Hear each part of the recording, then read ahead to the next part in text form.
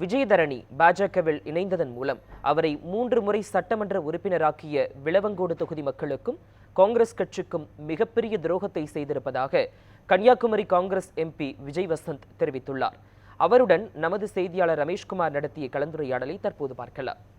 கன்னியாகுமரி மாவட்டத்தில் பல்வேறு நிகழ்ச்சிகளில் கலந்து கொண்டிருக்கும் திரு விஜய் வசந்த் எம்பி அவர்கள் நம்மோடு இணைகிறார். அவரிடமே சில கேள்விகளை முன்வைக்கலாம். சார் வணக்கம்.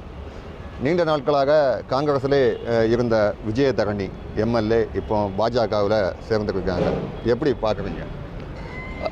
அதாவது விஜயதரணி அவர்கள் விளவங்கோடு சட்டமன்ற தொகுதி உறுப்பினராக கிட்டத்தட்ட 3 தடவை வந்திருக்கிறார்கள். காங்கிரஸ் கட்சியும் சரி விளவங்கோடு மக்களும் சரி அவர்களை ஒரு எம்எல்ஏவை மட்டும் இல்லாமல் காங்கிரஸ் ஒரு முக்கிய பிரமுகராக அவரை உயர்ந்த இடத்தில் வைத்து பாராட்டி கொண்டு சேவை செய்ய வைத்திருந்தது. ஆனால் அதற்கு துரோகம் செய்யும் வகையாக அவங்க பிஜேபியில் இணைந்திருக்கிறார்கள்.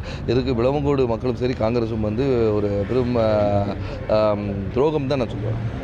அதற்கு ஒட்டுமொத்த விளவங்கோடு மட்டுமின்றி தமிழகம் முழுவதும் இந்தியா முழுவதும் காங்கிரஸுக்காக பணியாற்றியிருக்காங்க. அப்படி இருக்கும் பொழுது இது ஒரு பெரிய இழப்பு அப்படின்னு சொல்லி நம்ம எடுத்துக்கலாமா?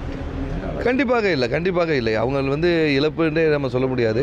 அதாவது 3வது முறையாக அவர் சட்டமன்ற உறுப்பினர் தேர்ந்தெடுத்த விளவங்கோடு மக்களுக்கு அவங்க செய்த துரோகம் தான் சொல்வேன். ஆனால் ஏற்கனவே அவங்க தொகுதிக்கு சரியாக வருவதில்லை என்ற ஒரு குற்றச்சாட்டும் சரி மக்கள் மனதில் ஒரு வருத்தம் இருந்திருந்தது.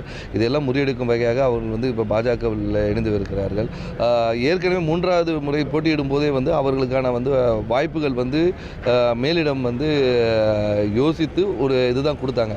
ஆனால் அந்த இதையெல்லாம் பொருட்படுத்தாமல் அவங்க இந்த பதவியை மட்டுமில்லை இந்த கட்சியை விட்டு போகிறது மிகப்பெரிய துரோகம் என்று சொல்லுவேன். காங்கிரஸில் ஒரு மோசமான ஒரு அனுபவத்தை நான் உணர்ந்திருக்கேன். அதை தாண்டி எனக்கு வந்த ஒரு பொறுப்பை கூட மற்றொரு எம்எல்ஏ ராஜேஷ்குமாருக்கு கொடுத்துருக்காங்க. இந்த மாதிரி ஒரு குற்றச்சாட்டையும் அவங்க முன் வச்சுருக்காங்களே சார்?